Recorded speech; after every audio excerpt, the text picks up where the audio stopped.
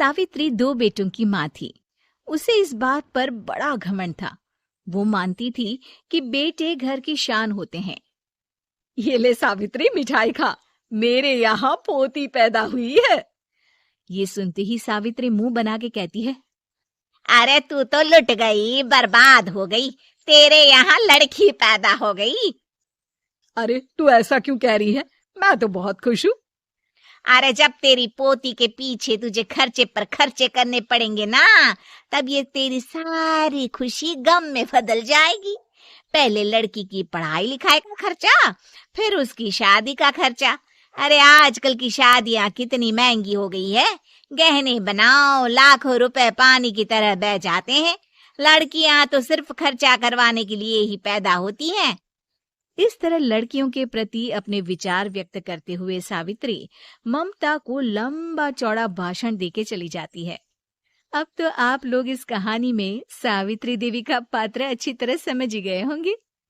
कुछ समय बाद सावित्री की बड़ी बहू भी एक लड़की को जन्म देती है। फिर क्या था, सावित्री पूरा आसमान सर पर उठा लेती है। हे भगवान, ये तू मुझसे किस जन्म का बदला ले रहा है? अरे मैं तो मंदिर में रोज आकर तुझसे कहती तो थी कि मुझे एक पोता चाहिए, और तूने मुझे पोती दे दी। इतनी मिठाइयाँ और प्रसाद चढ़ाने का क्या फायदा हुआ? तभी सावित्री की बहू निशा कहती है, क्या माँ जी, आप भी इतनी सी बात पर नाराज हो गई हैं? देखिए तो आपकी पोती कितनी सुंदर है, बिल्कुल आप पर गई है। अरे चुप कर, तुझे 9 महीने इतने महंगे महंगे काजू बादाम फल फ्रूट खिलाने का फायदा क्या हुआ? मेरे तो सारे पैसे बर्बाद हो गए। ये सुन सावित्री का बड़ा बेटा अजय कहता है, माँ, तुम सिर्फ नाम के लिए 2020 में रहती हो। असल में तुम्हारा दिमाग सैकड़ों साल पुरानी सोच रखता है। आज के जमाने में लड़का और लड़की में कौन फर्क करता है? मैं तो बहुत खुश हूँ कि भगवान ने मुझे लक्ष्मी के रूप में बेटी दी है।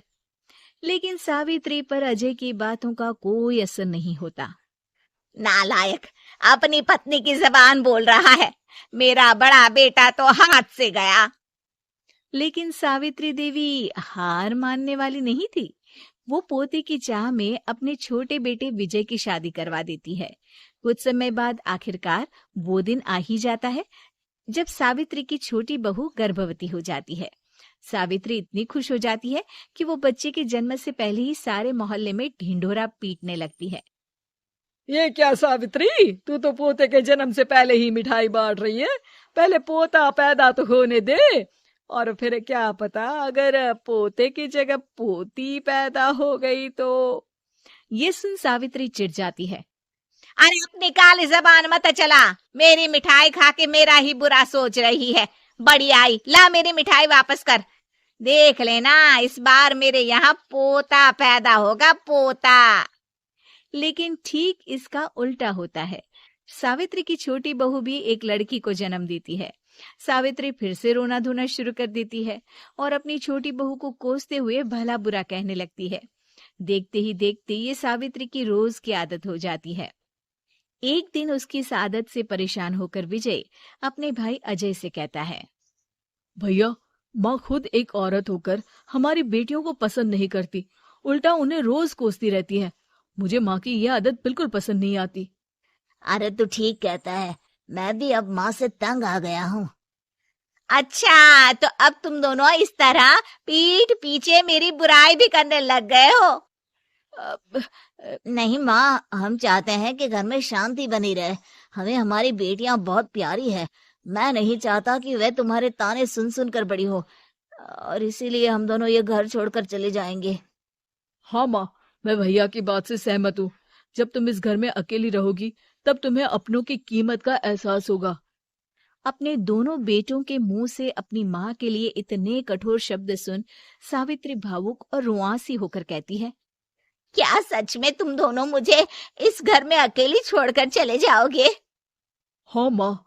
हाँ माँ, अब पानी सर के ऊपर जा चुका है। मैं तुम दोनों के बिना नहीं रह सकती। अपनी सास के आंसू देख अजय और विजय की पत्नी अपने पतियों से लड़ पड़ती है। अरे जिसे जाना है वो जाए, मैं माँ जी को छोड़कर कहीं नहीं जाने वाली। भाभी, आप ये क्या कह रही हैं? वही जो तुम सुन रहे हो। दीदी बिल्कुल सही कह रही है। हम बेटियों के संस्कार हमें सिखाते हैं कि सास माँ समान नहीं बल्कि माँ ही होती है और उस माँ की जिंदगी भर सेवा की जाती है। बेटे अपना फर्ज भूल सकते हैं, लेकिन बेटियां नहीं। आप दोनों शौक से जा सकते हैं। माँ जी, हम दोनों के रहते आपको किसी बात की फिक्र करने की जरूरत नहीं। फिर क्या था, सावित्री के ऊपर छाए बेटों के घमंड के बादल उसकी बेटी स्वरूप बहुओं के तेज के आगे आंसू के रूप में परिवर्तित होकर सावित्री की आंखों से बहने लगते हैं और वो उन दोनों को गले लगा लेती है। मैं जिंदगी भर बेटियों को कोसती रही, लेकिन आज तुम दोनों को देख मुझे समझ आ गया कि बड़े अभागे होते हैं वो लोग जिनके घर बेटियां नहीं होती।